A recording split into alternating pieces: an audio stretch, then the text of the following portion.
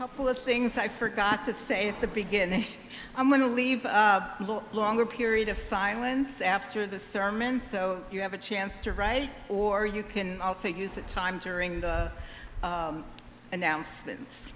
And for those who are online, you can put yours in the chat. I don't know if we'll be able to read them to the whole congregation, but at least you can share them with one another. And they all ate and were filled. The gospel reading for today tells us a story, a miracle story, which portrays the feeding of multitudes of people. A version of this story is found in each of the four gospels, which says that it was an important story. Today we heard Matthew's version.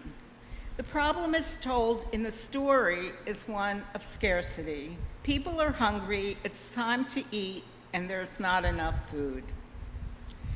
Jesus wants the people to be fed, but the disciples protest. We don't have enough. All we have is 5 loaves and 2 fishes. So Jesus has all the people sit down, and in a Eucharistic action, he blesses and breaks and distributes the bread and the fish also.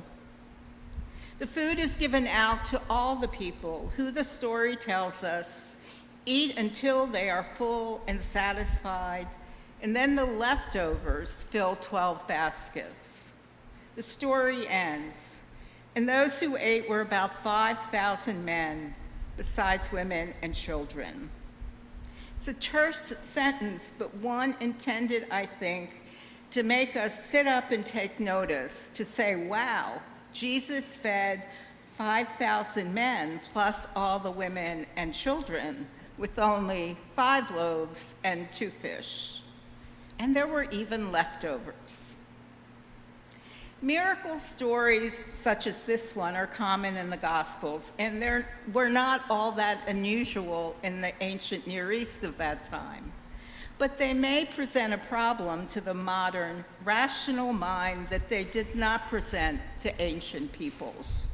Nature miracles, those that seem to defy the laws of nature, such as the magical multiplication of food, may seem even more problematic. How could Jesus have multiplied 5 loaves into 5,000 or 2 fish into 2,000? Inquiring minds want to know. We want scientific explanations, rational solutions. Or if we want to leave the mystery intact, we may insist there is no explanation. It was, after all, a miracle.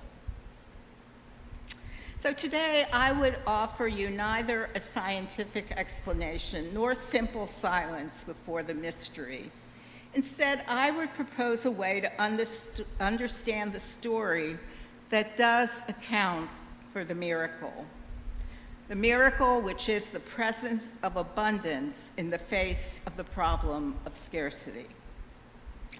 When Jesus began to share the 5 loaves and 2 fish, which is what the disciples had among them, the gathered people were moved to share what they also had with them. They reached into their bags and pockets and pulled out loaves of bread and fishes and fruits and vegetables and began to pass them among their neighbors.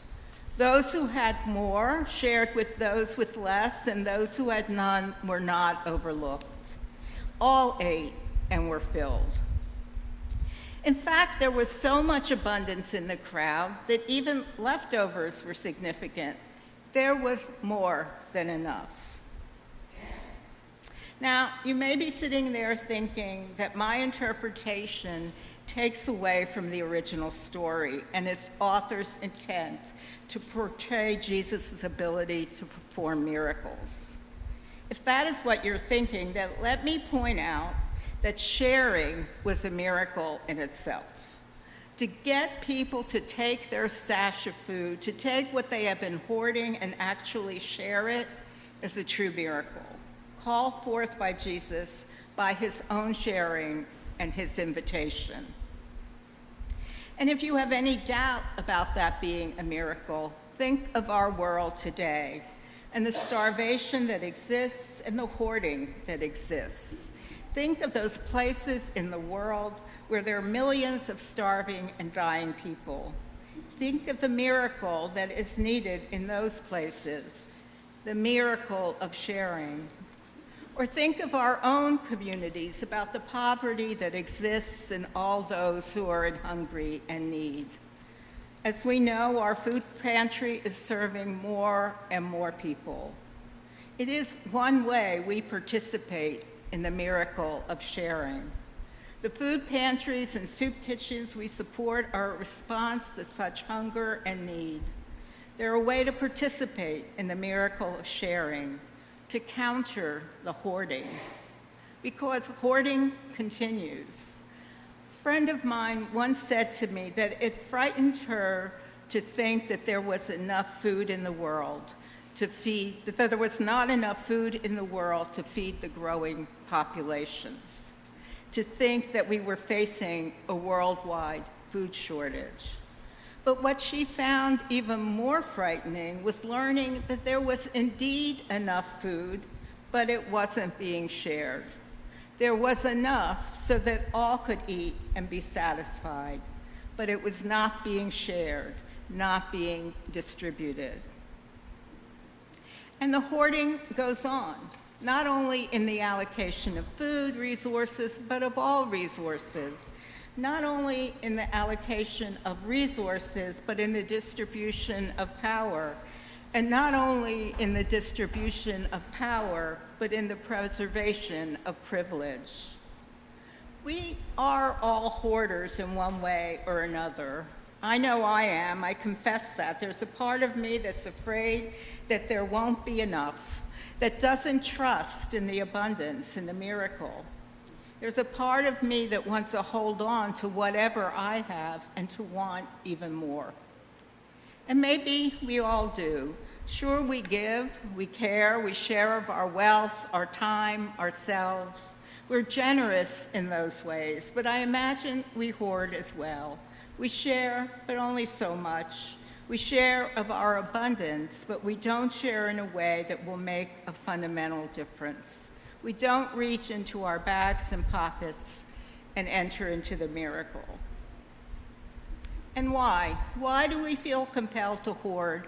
What makes it difficult for us to share? Again, I would offer a possible explanation.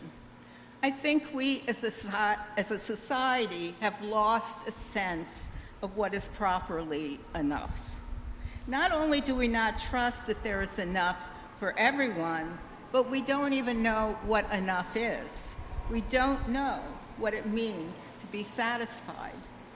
And as a society, the gauge on our enough measure is broken and has been broken for a while.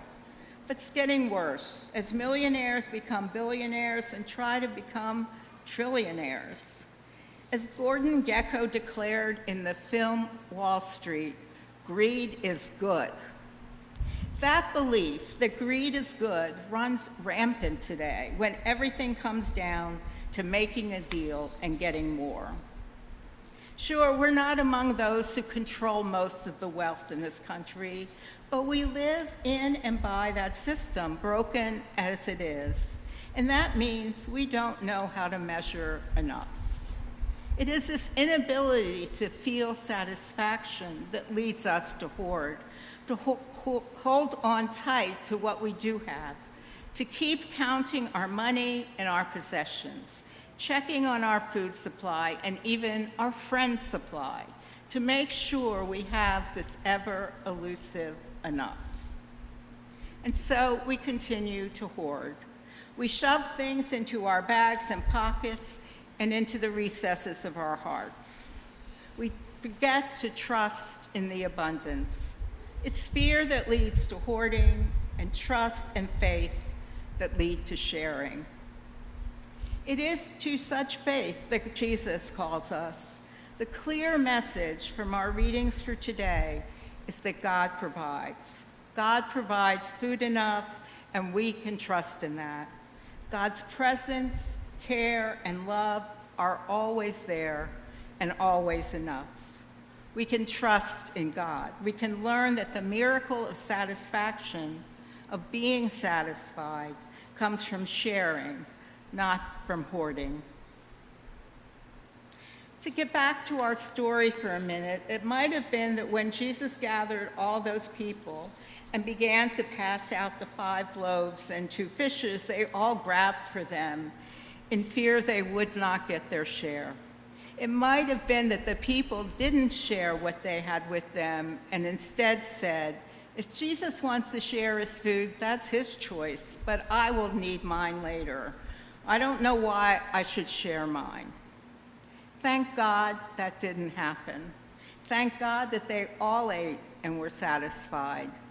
Thank God the people chose to share rather than hoard, and that generosity and a sense of community prevailed over individual greed and competition. Thank God there was enough trust to enable the sharing. Do thank God, because the miracle, the gift from God, the assurance of faith is that there is enough. That is the promise, and that is the miracle. When we gather as a community and when we partake of the bread and wine, we enter into the miracle of God's love, and hopefully we become that miracle. So come to the table, knowing there is love enough and more. Eat then and be filled. Amen.